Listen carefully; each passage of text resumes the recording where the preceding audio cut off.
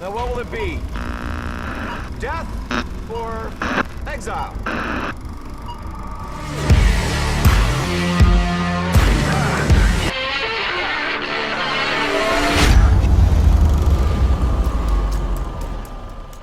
Hi guys, this is Lupe from the film Exiles with your spoiler-free review of Mortal Kombat! Welcome guys, I am super excited to bring this review to you guys today. I just watched the Mortal Kombat animated feature from Warner Brothers Animation, and guys, I have to tell you, this might be my favorite hand-drawn animated movie ever. Like, real talk. Seriously, this stuff was so epic. All right, so let me give you guys a little bit of background about my relationship to the Mortal Kombat property. So as a kid, I grew up in the era of, like, fighting video games. You had like your Street Fighter, your Mortal Kombat, those were kings. But then you also had things that came along, things like Tekken, things like Soul Calibur, things like Killer Instinct. But we all know that the two top dogs were Street Fighter and Mortal Kombat. Now, full disclosure, I gotta confess, I was always more of a Street Fighter fan. But over the years, the Mortal Kombat franchise has built up the legacy, the mythology, the storylines of their characters so well. Meanwhile, Street Fighter has remained a little bit less expansive, less defined, more all over the place. You're not really sure what's going on.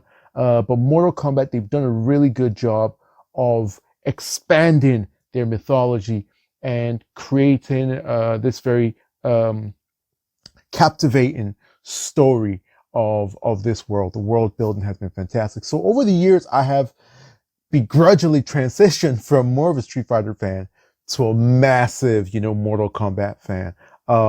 And my favorite characters to play when I was a kid, I really loved using Jackson Briggs, of course. Was always like my favorite character. And then Lui Kang, obviously is like one of the standard characters, and Scorpion actually is one of my favorite characters too.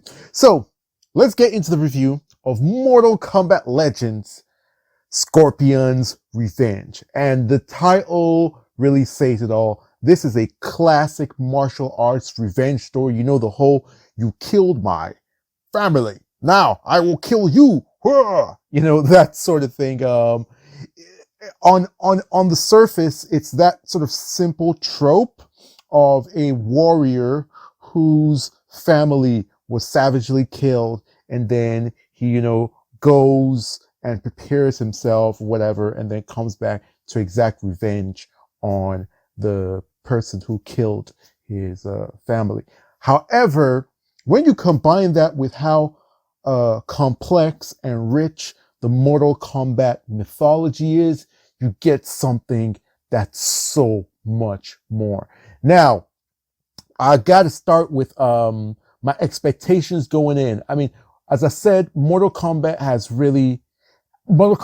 buffed up. Mortal Kombat is like the guy who, was always, kind of in shape, but he went to the gym and just went all out, went crazy, and buffed up and became this monster. And that's what Mortal Kombat has become. Mortal Kombat 11, the video game, was fantastic. I really love what they've done with Lui Kang as a character and the whole world. I really like where the story is right now, how they've brought in like elder gods and brought in titans and that sort of thing. So going in, I was curious to see if this animated feature would incorporate those elements, or if it would take another route and be and sort of like confuse the mythology even more, because that's the problem that they've had over the years with so many iterations, so many versions on different platforms and different outlets. You had, the movies in the 90s, you had video games, you had stuff that was like on Sega, stuff that was on the SNES, you had, cartoons, that sort of thing. So it was all over the place. But it seems like recently they've been unifying the storyline.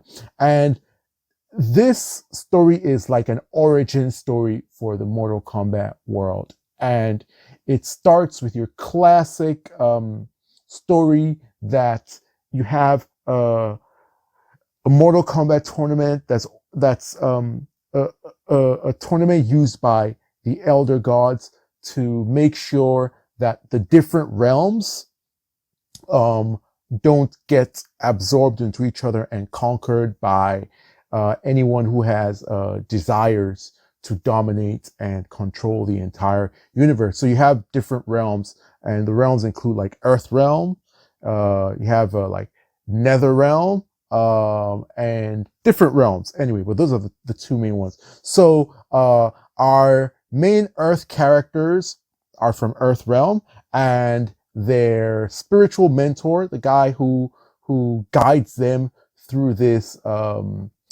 mystical sort of new world, is an elder god called Raiden, and he's the god of thunder. And Raiden wants to make sure that Shao Kahn, who's the ruler of Outworld, doesn't conquer Earth and absorb Earth into his realm, and conquer all the souls and take all the power, and all that kind of stuff. So the rules are that if you win the Mortal Kombat tournament, which is held once every generation, I think, if you win it 10 times in a row, then you get to absorb the world. And Shao Kahn has won 9 times. So like, this generation of fighters are Earth's last hope. And the characters that we have for Earth, we have Raiden recruits Lui Kang, who's this righteous, optimistic, pious Buddhist, warrior monk who's been training all his life for the tournament. You have Sonia Blade. She's a military special ops combatant. She's strong. She's stoic. She's like really funny because like she has like no sense of humor. She's like a badass, like balls to the wall, like takes everything serious and to the extreme. But it's because she came up hard and she was doubted a lot being a woman in the military. Like, she really had to be over the top and aggressive and really combative with her personality in order to rise to the top. And she's an amazing hand-to-hand combat fighter. Her fighting style is kind of like a street boxing style. Liu Kang's fighting style is like a Bruce Lee style. So all the, wah, wah, wah, all that kind of stuff. Then you have Johnny Cage. So Johnny Cage is a Hollywood washout. He's an actor who enters a tournament because all his offers for TV shows and for movies have dried up. And he thinks, he gets a call from his agent to go to this, to China for this Mortal Kombat. And he thinks that it's a movie. He thinks it's a film. And when he gets there and sees everyone, like dressed up, fighting, different creatures from different realms, he thinks that everyone's method acting. He thinks like it's prosthetics. He thinks like the craft services and the food that looks weird. He thinks that it's all some elaborate setup for the movie that he's in, and there's a lot of comedy that's derived out of it. He's like a douchebaggy kind of spoiled brat.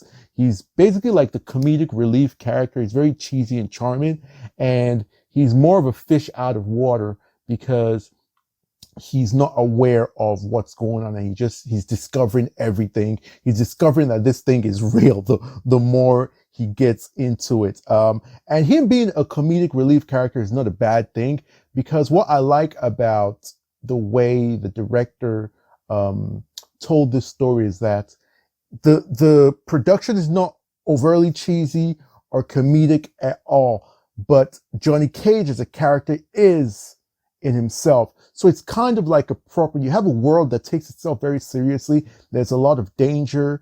It's really like badass and epic and mythological and serious. But then you have one character who it's their nature to be comedic and to be lighthearted and to have that kind of spunk and that kind of, vivacious, vibrant energy.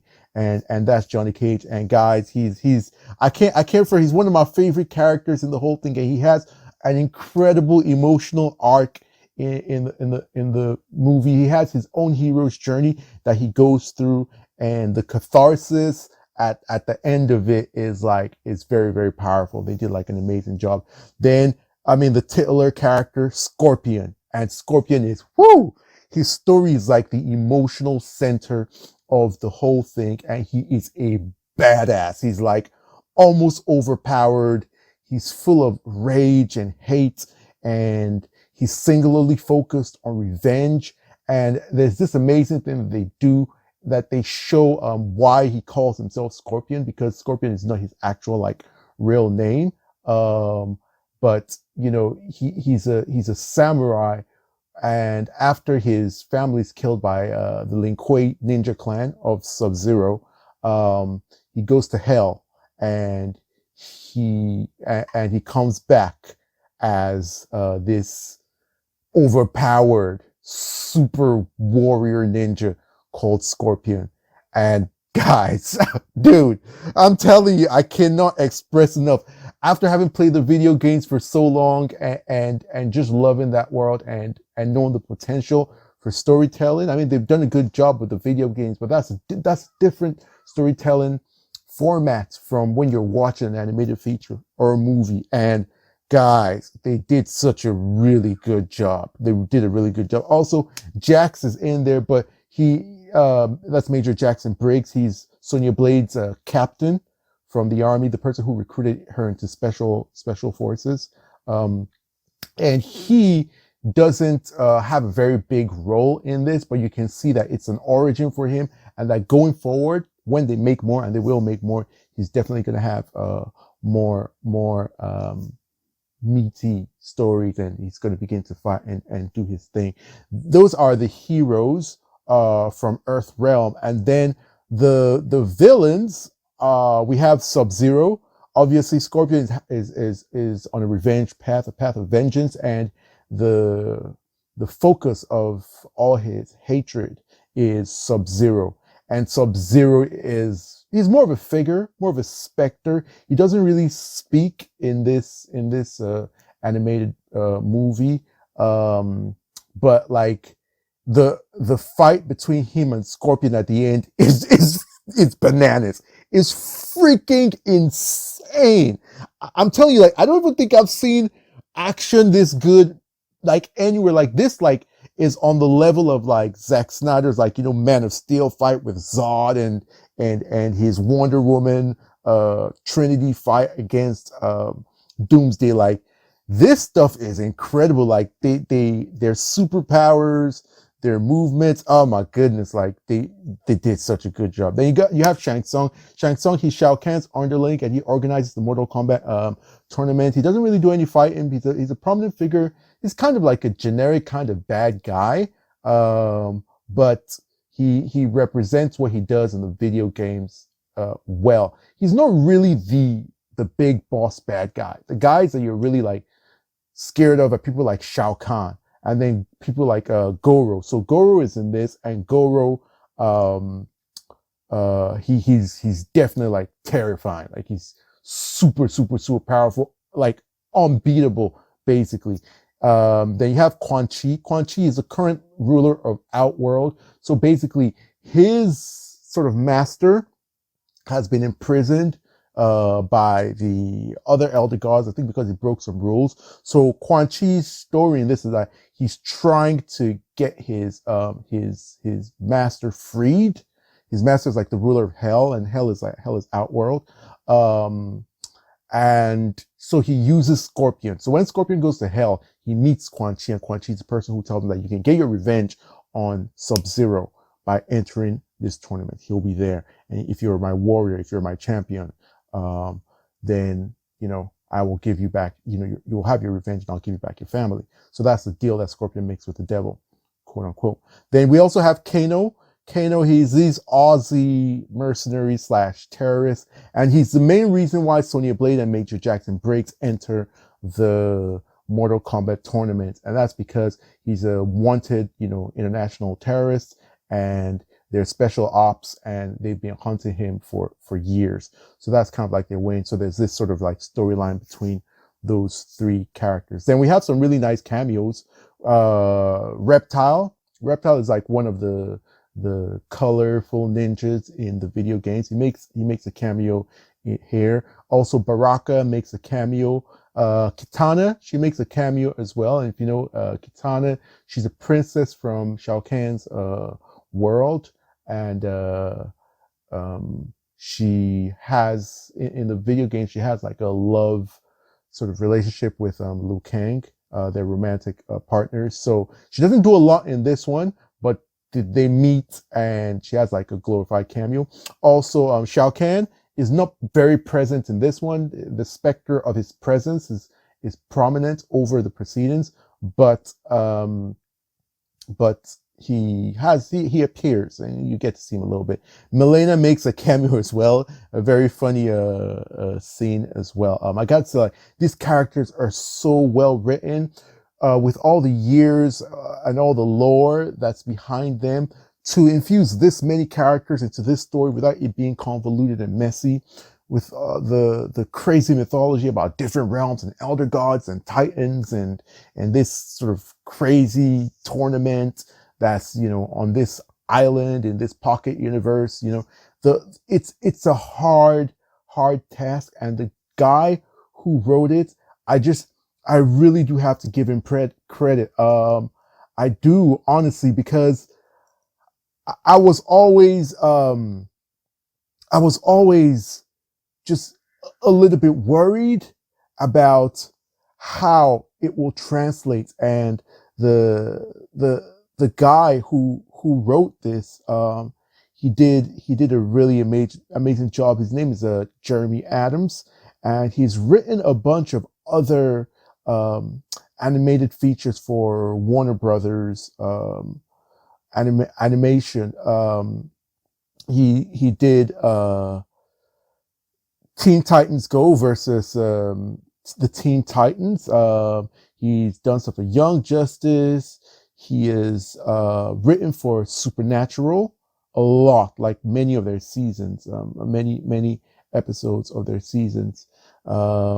So he has a history of writing, and I really think Warner Brothers needs to latch onto this guy. He gets it, and he's really good. As for the director is Ethan Spalding, and he's a really, really, really good one. He did Justice League, Throne of Atlantis, which is one of our favorite DC Comics animated features. He also did Batman Assault on Arkham, which, you know, we absolutely love to death. And he's also done a lot of stuff for Avatar, The Last Airbender. He's director from, you know, like for a lot of episodes. So this is a guy who's like really, really, really good at this stuff. And it comes through, it shines, and it shows.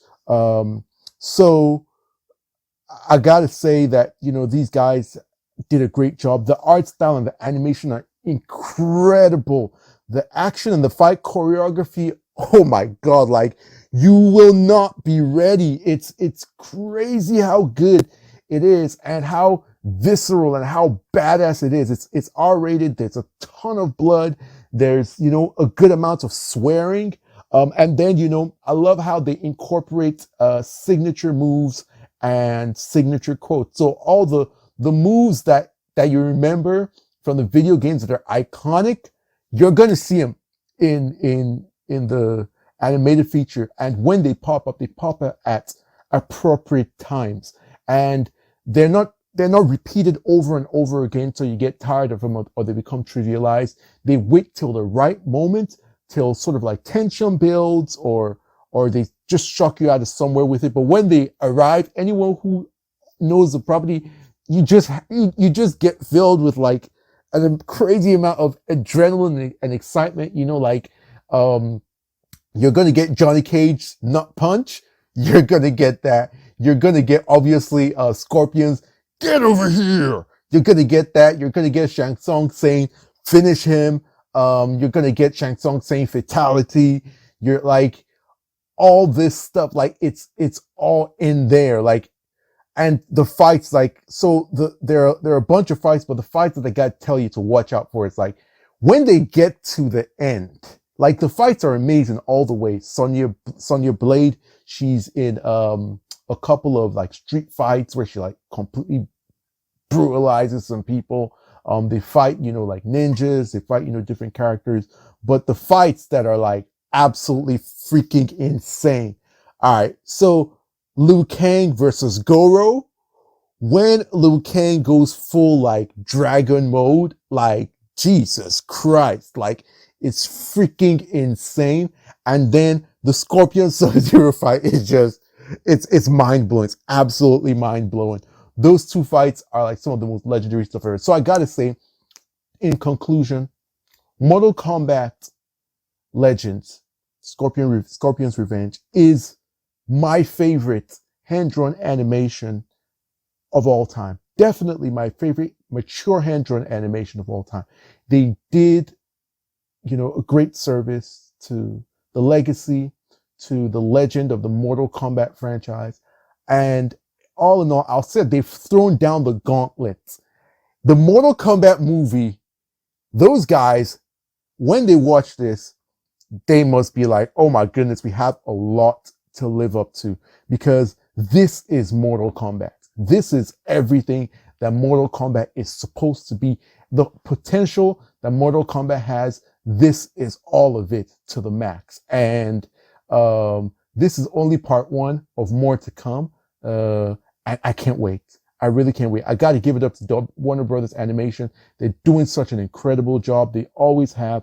And I hope that they continue, giving us more and more of these, sort of great animated features. So there's my review for Mortal Kombat Legends, Scorpion's Revenge. I hope you guys enjoyed that. When you watch it, please be sure to circle back and talk to me. You can find me on Twitter at LiveLoveLupe. You can find me on Vero at LiveLoveLupe as well. And the Twitter handle for the Film Exiles is The Film Exiles on Twitter. Just come chat with us. Let's celebrate Mortal Kombat. On a scale of 1 to 10, honestly, I'll give this something like a 9.9.